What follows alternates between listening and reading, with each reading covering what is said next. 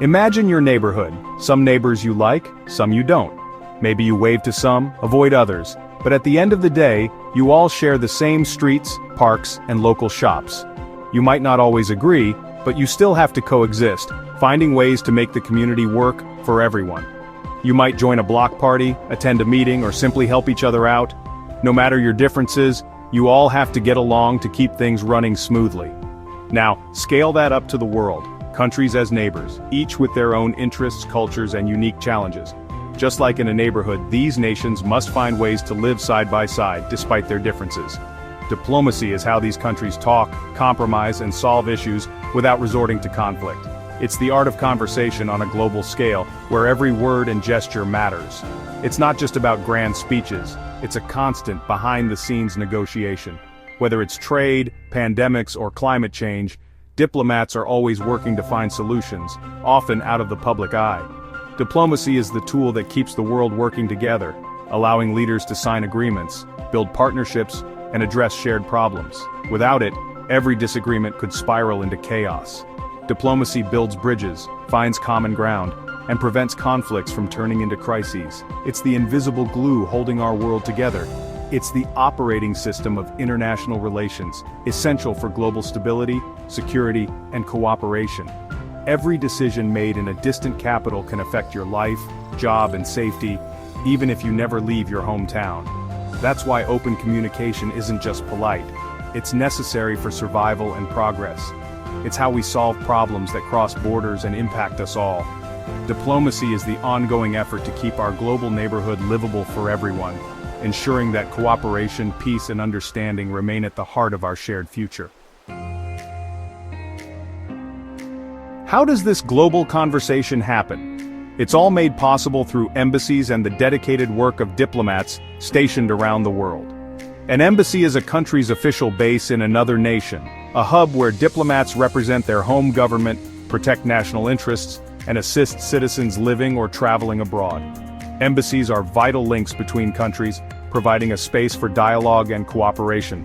The ambassador leads the embassy, acting as the top representative and bridge builder. Ambassadors are often seasoned diplomats, chosen for their experience and skill in navigating complex international issues. Ambassadors meet with foreign officials, negotiate important deals, and report back home on developments. They also work to resolve conflicts and foster mutual understanding. Countries build relationships in two main ways: bilateral, which is one-on-one, and multilateral, which involves many countries working together. Bilateral ties are like direct friendships between nations. They include trade deals, security pacts, and cultural exchanges that strengthen cooperation. Multilateral relations involve groups of countries coming together to tackle big shared issues. Think climate change, global health, or international security. International organizations like the United Nations help nations work together on these shared challenges, providing a platform for dialogue and joint action. Whether one-on-one or in large groups, these relationships are managed every day by embassies and ambassadors who keep the lines of communication open.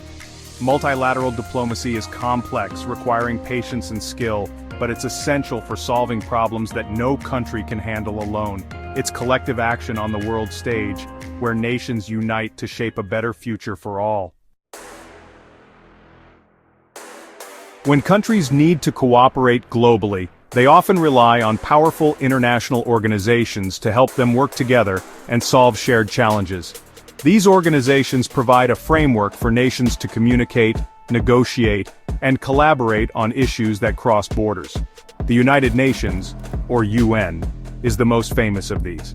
It was created after World War II to maintain peace and security, and to prevent future conflicts on a global scale.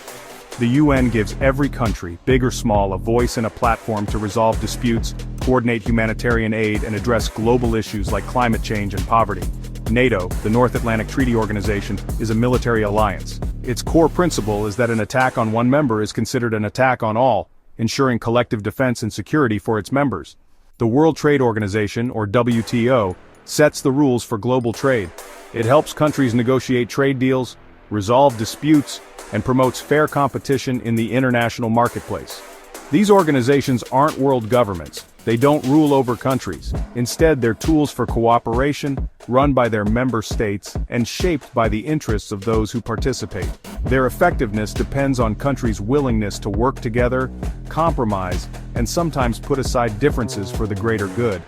These organizations can be slow, political, and sometimes frustrating, but they're vital for tackling complex global problems that no single country can solve alone.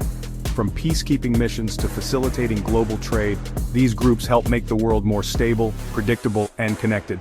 They're the essential machinery of multilateral diplomacy, quietly shaping the way nations interact and cooperate every day. Diplomacy shapes real-world outcomes like trade deals and sanctions. Trade deals lower tariffs, boost economies, and give consumers more choices. Negotiating them takes years of careful talks. Sanctions, on the other hand, are penalties to pressure countries to change behavior, like stopping nuclear programs or human rights abuses. Summits bring world leaders together to tackle urgent issues, build trust, and break deadlocks. Diplomacy is a toolkit. Treaties, sanctions, summits, each chosen for the situation. It's how nations shape their relationships and the world. Countries use two main tools, hard power and soft power. Hard power is about force, military strength, or economic pressure. It's direct and confrontational armies, sanctions, or trade deals with strings attached. Soft power is about attraction, winning others over with culture, values, and reputation. When people admire a country's music, movies, or ideals, that's soft power at work. Hard power pushes, soft power pulls. Smart countries use both. Smart power, knowing when to use force and when to persuade. Hard power wins battles, but soft power wins hearts and long-term influence. In today's world, attraction is a vital diplomatic asset. The best foreign policy blends both approaches for lasting results. Power isn't just about might, it's about influence. Global crises, like pandemics, wars, or climate change, test diplomacy's limits. A virus can spread worldwide in weeks, forcing countries to share data, coordinate responses, and distribute vaccines. War disrupts economies and creates refugees, demanding international aid and peace talks. Climate change is the ultimate diplomatic challenge. Everyone's affected, so everyone must cooperate. Negotiating climate agreements means balancing economic growth with environmental responsibility. In every crisis, diplomacy is under pressure. National interests clash with global needs. Trust is hard to build and easy to lose. Crises reveal the weaknesses in the system, but also why it's essential. We sink or swim together. Dialogue and cooperation are the only way forward. Diplomacy is the tool for managing global emergencies. It's how we survive and solve problems as a global community. The dramatic moments we see on TV are just the surface of diplomacy. Real diplomacy is slow, patient, and strategic, a marathon, not a sprint. Major agreements take years of behind-the-scenes work by diplomats and experts. Every move is calculated, every word chosen carefully. Diplomats must understand not just their own interests but those of others.